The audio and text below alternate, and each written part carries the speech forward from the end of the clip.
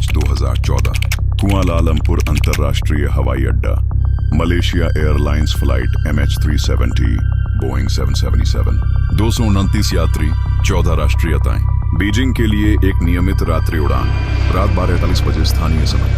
विमान आसमान की ओर उड़ता है। पायलट हवाई यातायात नियंत्रण से संपर्क करते हैं। सब ठीक है, वे रिपोर्ट करते हैं। रात 1:21 बजे अंतिम शब्द गुड नाइट मलेशियन 370।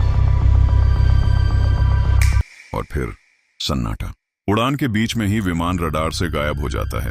दक्षिण चीन सागर और बाद में हिंद महासागर में विशाल खोज शुरू होती है। सप्ताह महीनों में बदल जाते हैं, लेकिन विमान का कोई पता नहीं चलता। कुछ विमानन विशेषज्ञों ने सुझाव दिया कि शायद किसी ने जानबूझकर विमान का रास्ता बदला हो, पर जांचकर्ताओं को पायलट या सह पायलट के व्यक्तिगत जीवन, वित्तीय स्थिति, प्रशिक्षण या मानसिक स्वास्थ्य में कुछ भी असामान्य नहीं मिला। 2025 की शुरुआत में एक नया साहसिक खोज अभियान शुरू हुआ। अफ्रीका और हिंद महासागर के तटों पर मलबे के टुकड़े मिले, लेकिन मुख्य विमान का पता अब तक नहीं चला। यह सवाल आज भी यात्रियों को असहज कर देता है। कैसे एक अत्याधुनिक बोइंग 777, जिसमें आधुनिक नेविगेशन सिस्टम, सैटेलाइट ट्रैकिंग और निरंतर संचार लिंक हो, बिना किसी सुराग के गायब हो सकता है? सालों की खोज के बावजूद MH370 का मुख्य मलबा नहीं मिला, और इसकी असली वजह रहस्य ही बनी हुई है।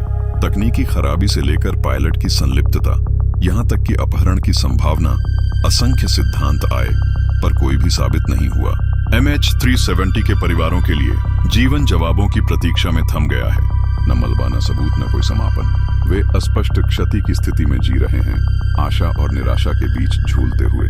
सहायता समूह उनका सहारा बने।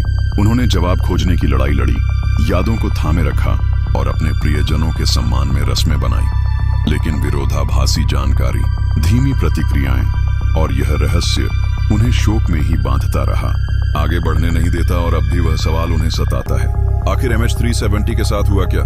फ्लाइट MH370 अब भी विमानन इतिहास के सबसे अंधेरे रहस्यों में से एक है।